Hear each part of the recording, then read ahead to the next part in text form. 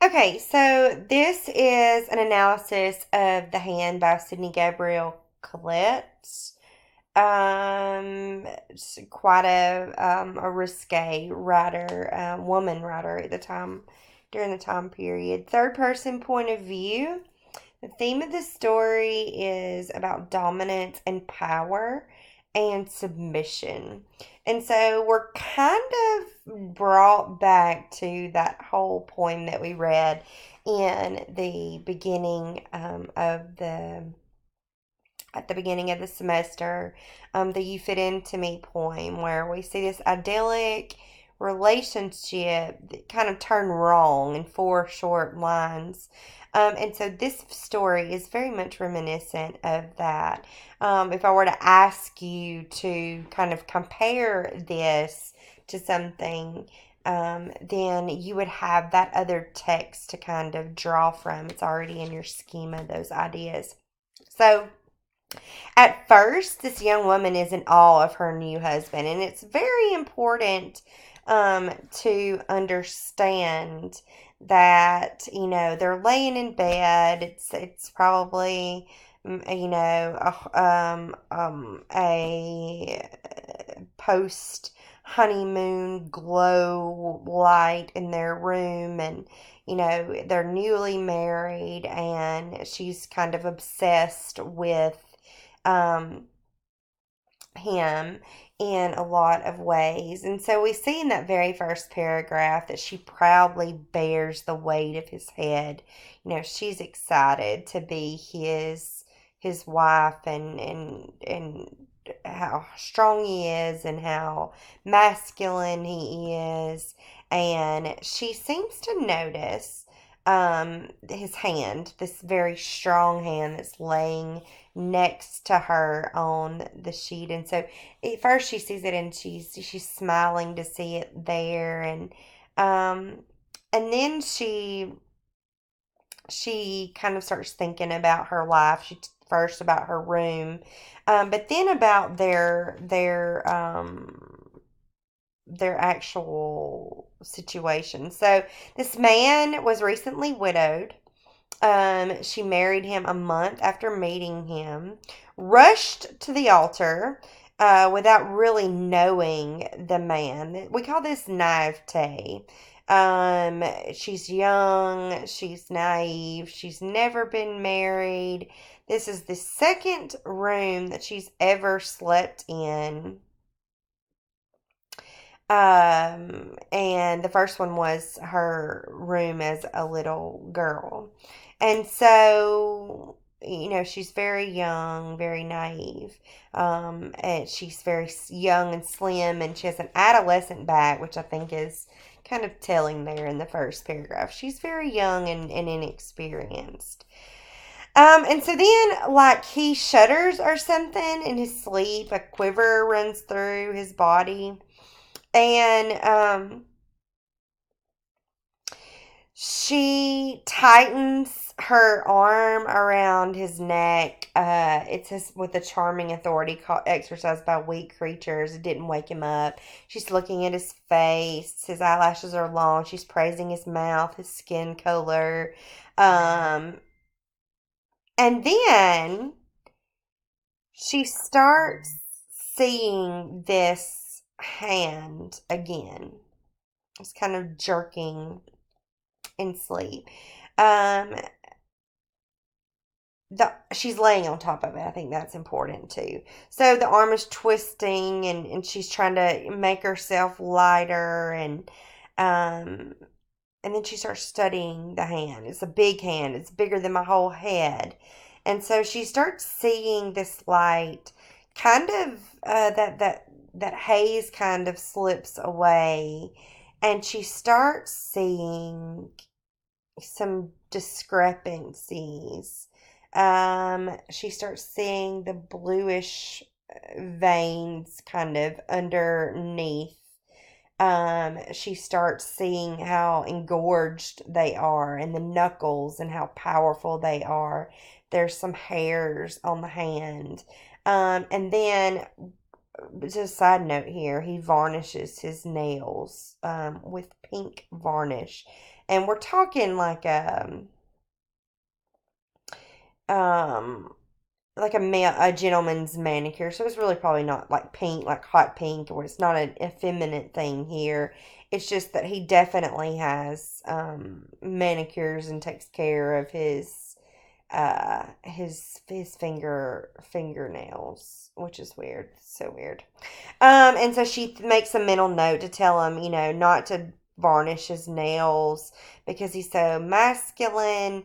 And then the hand, okay, she is laying on his arm and an electric jolt goes through the hand. And so she notices first the thumb stiffens itself out. It says like a spatula, like spatulate, and presses tightly against the index finger. And so that the whole hand sort of took on an ape-like appearance. And she sees it and she's startled by it. And then the hand rears up and tenses in the shape of a crab ready for battle. And then after the car passes by, which is what startled the hand, it lowers its claws and becomes a pliant beast again.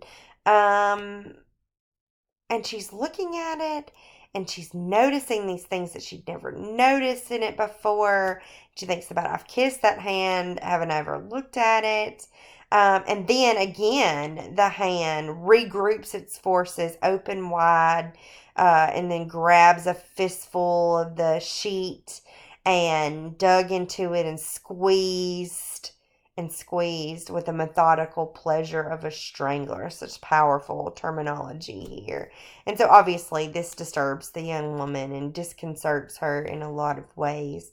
And then again,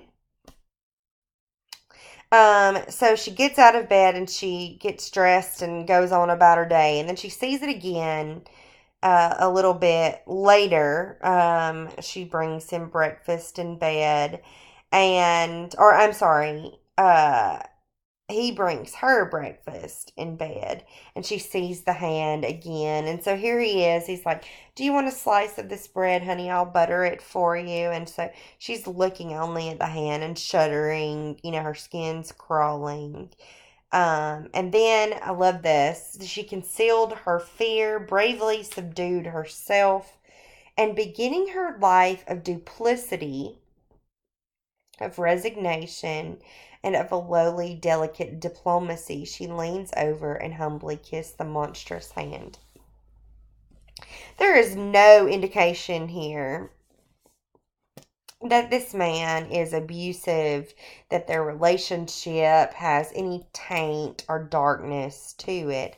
However, with that last little paragraph there, we we kind of see some nuances of it could be she's beginning a duplicitous life. um, she conceals her fear. She's afraid, but she submits herself and begins this duplicity, this resignation to being the submissive in this relationship. And so we kind of get a little bit of the story of an hour vibe as well. We have the man who's never looked save with love upon her, Miss Mallard, and yet he was still oppressive, overshadowed her life, and didn't allow her to make her own way in the world. And she was actually happy when she found out that he was dead. So we've got that powerful imagery of the hand rearing back and tensing up, ready for battle. It says like a crab squeezing with the methodical pleasure of a strangler. She doesn't know this man really, and she married him um, before she really figured all of these things out. She's horrified at the cruelty that she can see that this hand is capable of. She shudders and felt her skin crawl. That's a good way to start a marriage. Your husband, the sight of him makes your skin crawl. Um, so we don't know the circumstances, and it's another one of those really good instances where the third person point of view allows us to be very objective and to look at both sides of the story. I mean, here's this guy, he's sleeping for Pete's sake. Like, he's not thinking about strangling his wife, well, maybe I don't know what he was dreaming about, but in a first person point of view, it would have been very, very limiting. It would have caused bias against her, against him. We would only know the situation from that point of view of that person's perspective. But this third person allows us to read without any sense of bias. So what does it all mean? Is it a story of domination? Is this going to be a bad marriage? Or is it just she is seeing things in this different light and realizes that this man may not be exactly the person that she thought she was marrying?